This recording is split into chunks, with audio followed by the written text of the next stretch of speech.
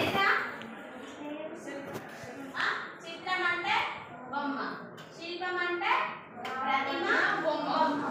శిల్పం అంటే ఏంటి? ప్రతిమ, బొమ్మ.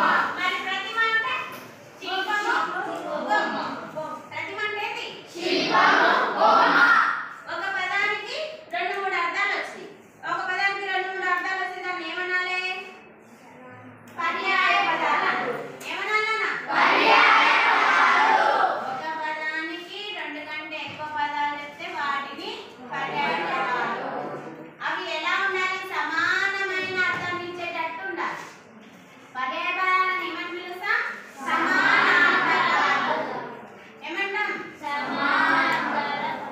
సమానార్థకాలు. సమానార్థకాలు. సమానమైన అర్థాన్ని ఇచ్చే పదాలని సమానార్థకాలు లేదా పర్యాయ పదాలు అంటారు. ఒక పదానికి 2 అంతకంటే ఎక్కువ పదాలు సమానమైన చెప్తే వాటన్నిటిని కూడా పర్యాయ పదాలు లేదా సమానార్థక పదాలు అని చెప్తారు. అయితే ఇక్కడ ప్రతిమలు రచించి, ప్రతిమలు అంటే బొమ్మలు రచిస్తారా, చెక్కుతారా? చెక్కుతారు. ఇక్కడ కథ అయితేనేమో కలంతో రాస్తాడు, శిల్పి అయితేనేమో సుత్తతో రాస్తాడు. అవునా? ఉలితో. ఉలి శిల్పి దగ్గర ఉన్నటువంటి చేతిలో ఉండేటువంటి ఏంటి అంటే ఉలి మరియు అవునా? మరి కవి దగ్గర ఏముంటాయని చెప్పుకున్నాం? కలం ఉంటుంది, కాగితం ఉంటుంది. అంతేనా? ఈయనేమో రాయిని చెప్పుతాడు, ఈయనేమో కాగితంపై రాస్తాడు. కాగితం కావచ్చు, తాటాకులు కావచ్చు, కొబ్బరాకులు కావచ్చు, రాగి రేకులు కావచ్చు, బంగారం రేకులు కావచ్చు, ఏవైనా రాస్తారు. సరే, ఇక్కడ శిల్పి అంట మహారాజు చరిత్రనే ఆయన చెక్కినటువంటి బొమ్మల్లో మనకు అర్థం చేయిస్తాడట. ఆయన చెక్కిన బొమ్మలన్నింటిని బట్టి మనకు ఒక కథ అర్థమవుతుందంట. మీరు చిన్నప్పుడు కథలో పుస్తకంలో వేటగాడు ఉంటాడు, అడవి ఉంటది బొమ్మ, తర్వాత అడవిలో జింక, పులి, సింహం అనే బొమ్మ ఉంటది. దాని తర్వాత వేటగాడు బాణం బట్టి కొడుతుంటాడు, అక్కడ జింక కది తగులుతుంది. ఆ తర్వాత ఆయన అక్కడికి వెళ్తాడు, ఆ జింకని కట్టుకొని వస్తుంటాడు అనే బొమ్మలు ఉన్నాయి. ఉంటే మీరు ఆ కథను చెప్పగలుగుతారా, చెప్పలేరా? అట్లా ఏ విధంగా అయితే మీరు కథని ఆ బొమ్మల ద్వారా కథని చెప్పిలో, ఇక్కడ శిల్పి కూడా బొమ్మలు చెప్తాడు. బుద్ధుడు ఇందాక ఇచ్చిన పేపర్స్ అయినా ఉదాహరణకి మనం బుద్ధుడిని తీసుకున్నాం. ఎవరన్నా? బుద్ధుడు. ఇప్పుడు ఈ బుద్ధుడు ఉన్నాడు. అయితే ఈయన చరిత్రను శిల్పి ఏం చేస్తాడంటే అజంతా గుహలు, ఎల్లోరా గుహలు అని చెప్పుకున్నాం కదా, వాటిల్లో అజంతా గుహలలో గోడలు ఉంటాయిగా, బండరాళ్ళు. ఆ గుహ లోపల గోడలకి ఏమని చెప్పిందంటే ఫస్ట్ ఈ బుద్ధుడు అనేటువంటి ఆయన ఫస్ట్ మహారాజు కొడుకు. ఎవరి కొడుకు? వీళ్ళు క్షత్రియులు. ఏంటిది నాన్న? రాజులను ఏమంటారు? ఆయన పుట్టిండు. ఎక్కడ పుట్టిండు? వాళ్ళ నాన్న యుద్ధానికి వెళ్ళిపోయిండు, వాళ్ళమ్మ తల్లిగారింటికి వెళ్తుంది బండిలో. ఒక రాజు సీటి, ఇక్కడ ఒక రాజు కూర్చుండు, ఒక రాణి కూర్చుండు. ఓకేనా? ఈయన యుద్ధానికి వెళ్ళిపోయిండు, ఈమె తల్లిగారింటికి పల్లకిలో వెళ్ళిపోతుందనా, తల్లిగారింటికి పోతుంది. అవునా? నేను ఎక్కవద్దు దేంట్లో? పల్లకిలో తీసుకోవద్దు. ఒక బొమ్మ చెప్పిండు. ఆ తర్వాత ఆమె కొద్ది దూరం పోయిన తర్వాత ఆమెకి నొప్పులు వచ్చేమైంది అంటే ఒక చెట్టు దగ్గర ఊర్లో ఆమె ఒక అబ్బాయిని అన్నది. ఆయనే బుద్ధుడు.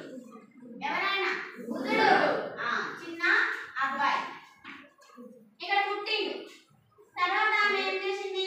మళ్ళీ కొద్ది రోజుల తర్వాత మళ్ళీ తిరిగి రాజ్యానికి వచ్చేసింది. వచ్చేసిన తర్వాత ఇక్కడ ఏం జరిగింది, ఈయన ఆటలు ఆడుకుంటున్నాడు బాళ్ళతోటి, బొంగరాలతోటి, వేటితోటి, బొంగరాలతోటి, ఇంకా కర్రబిళ్ళతోటి, ఇంకా ఏమేమి ఆటలు ఆడుకుంటాడో ఈడ ఆ బుద్ధుడు ఆడుకుంటుడు. అంతఃపురంలోనే ఆడుకుంటుడు. ఎక్కడ ఆడుకుంటుడు? అంటే రాజుల యొక్క ప్రాంతం, వాళ్ళ ఇల్లు, వాళ్ళ ఇల్లు చుట్టుపక్కల మొత్తం పెద్ద ఉంటుంది కదా, దాన్ని అంతఃపురం అంటారు.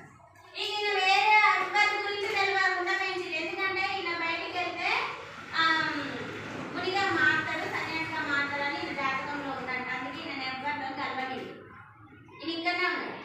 ఆ తర్వాత కొంచెం పెద్దగా అయిన తర్వాత 16 ఏళ్ళు అయిన తర్వాత పట్టాభిషేకం చేశాడు రాజ్యాన్ని. అవునా, పెద్దగా అయిండు. ఇక ఈయనకి చెయ్యాలి. అయితే ముందు రాజ్యం విషయాలన్నీ తెలుసుకొని రావాలని పంపించారు బయట.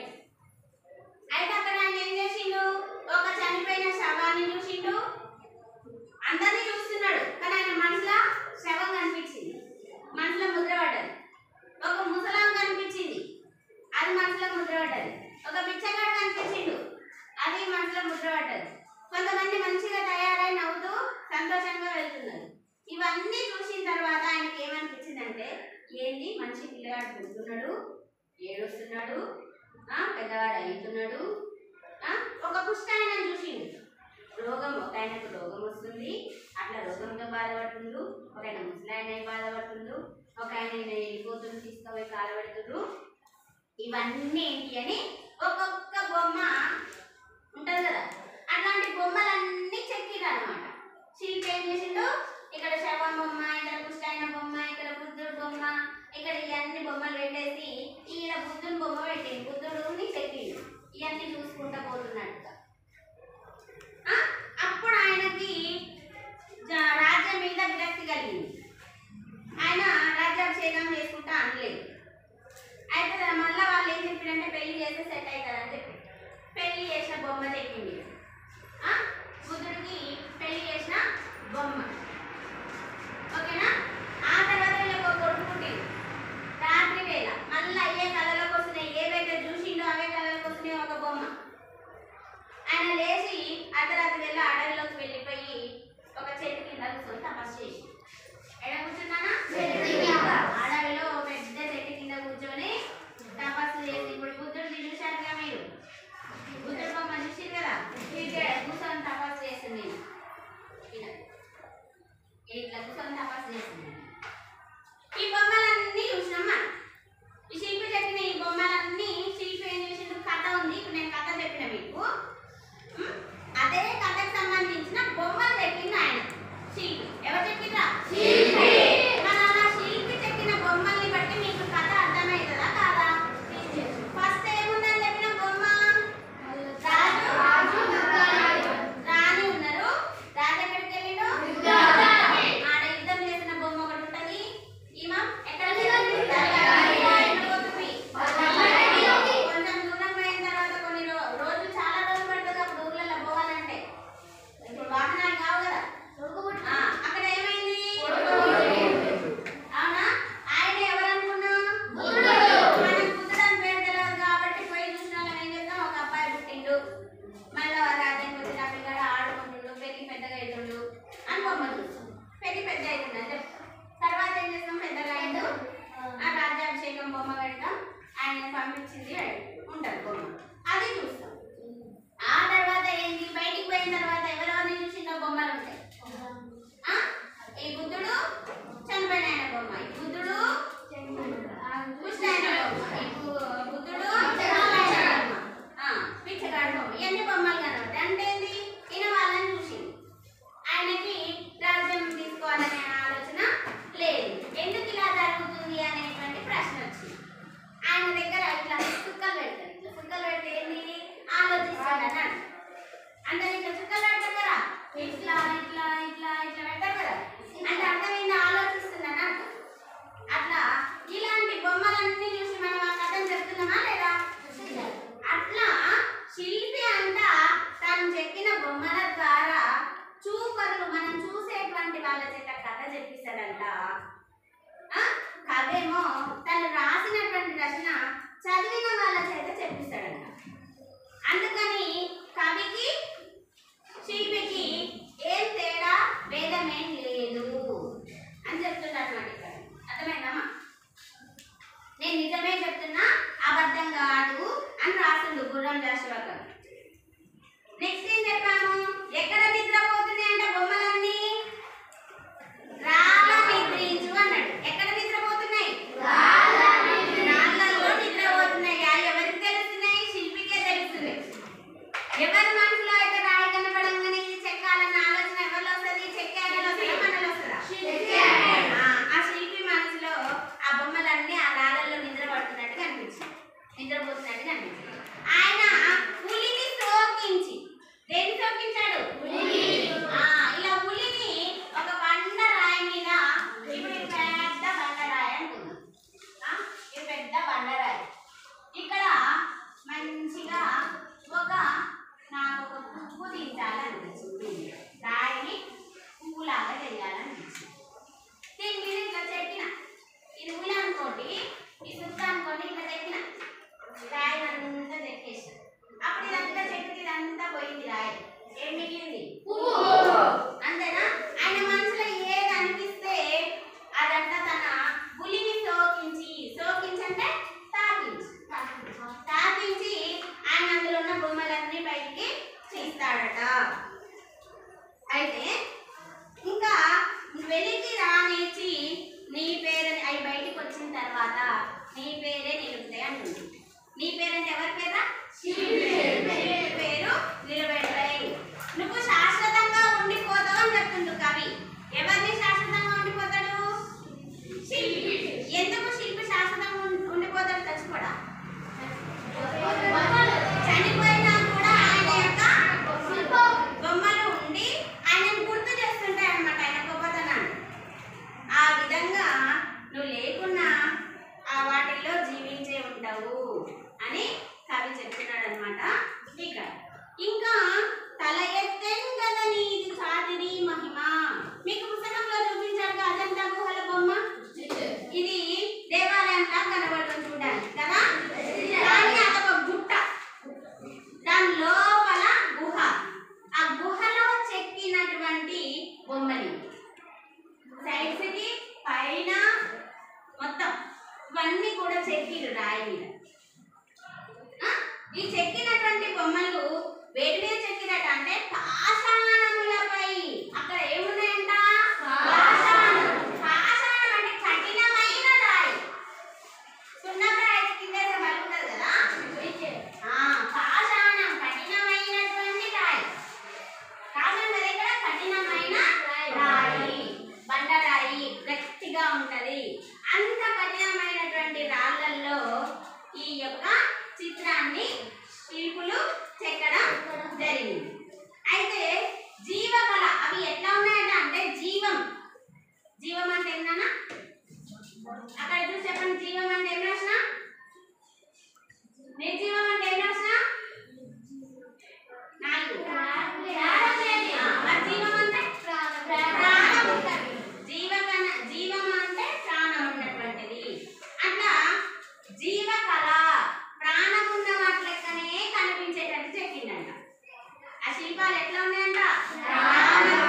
అంటే పొరపాటున మనం కొంచెం చీకట్లో వెళ్ళినామనుకో, అక్కడ ఒక బొమ్మ, ఇప్పుడు ఈ అమ్మాయి ఉంది, మనం ఏమనుకుంటామంటే అక్కడ పోయి నిలబడి చీకట్లో ఇక్కడ దారి దొరకట్లేదు, కొంచెం మీ ఊళ్ళకి ఎట్లా వెళ్ళాలని అడుగుతామంట పోయి పక్కన.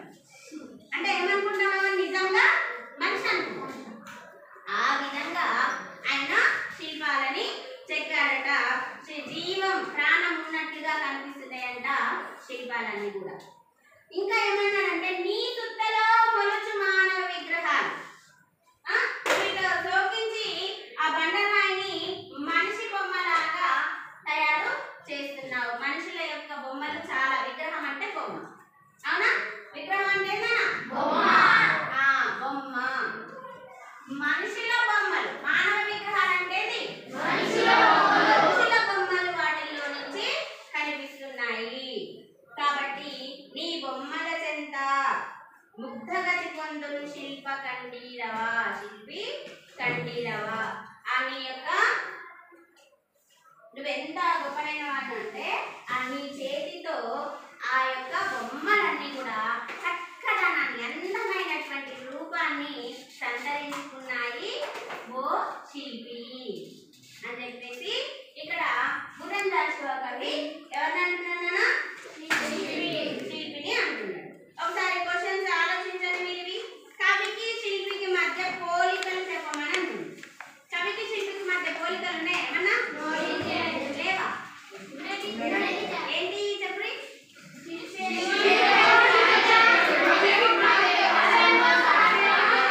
కవేమో తన కలముతో రాస్తాడు, అది శిల్పేమో ఈ రెండు పోలికలే కదా. ఈయననేమో రాసి కథ చెప్పిస్తాడు మనతోటి, అతనేమో చెక్కి బొమ్మలు చెక్కి కథ చెప్పిస్తాడు. మరి ఈ పోలికలు కావా? మరి ఏమంటారు? Very good. నెక్స్ట్ ఇక్కడ ఇంకో క్వశ్చన్ ఆలోచించండి. శిల్పికి శాశ్వతత్వం ఎప్పుడు వస్తుంది? శిల్పి బొమ్మలు చెక్కి అతను చెక్కినటువంటి బొమ్మలు భూమి ఉన్నంత కాలం నిలిచే ఉంటాయి. ఆయన లేకపోయినా కూడా ఆ బొమ్మలు చెక్కినటువంటి వ్యక్తి అందులో నిలిచిపోయి ఉంటాడు. కాబట్టి అతనికి మరణం అనేది లేదు, అతను శాశ్వతుడు. అప్పుడు శాశ్వతుడిగా మనం అతన్ని చెప్పవచ్చు. నెక్స్ట్ ఇంకో క్వశ్చన్ ఆలోచించండి. శిల్పిని మహాపుణ్యుండవయ్యా అని కవి అన్నాడు. నువ్వు మహాపుణ్యం చేసుకున్నావు ఎందుకు అన్నాడు ఆ మాట?